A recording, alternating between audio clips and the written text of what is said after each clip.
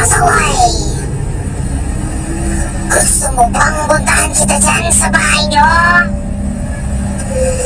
Isasama kita rito para dito ka na lang tumira.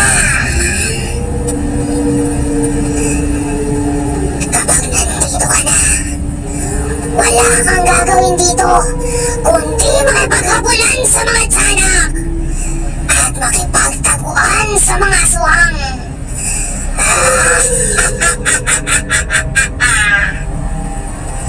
Masaya yung gano'n, di ba? Yun ba yung gusto mo?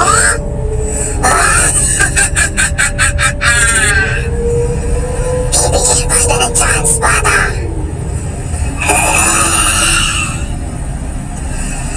Kapag nalaman ko hindi ka pa rin sumusunod sa mga sinasabi ng mga magulang mo, ay papupuntahan na talaga kita dyan sa mga alaga kong tiyanak.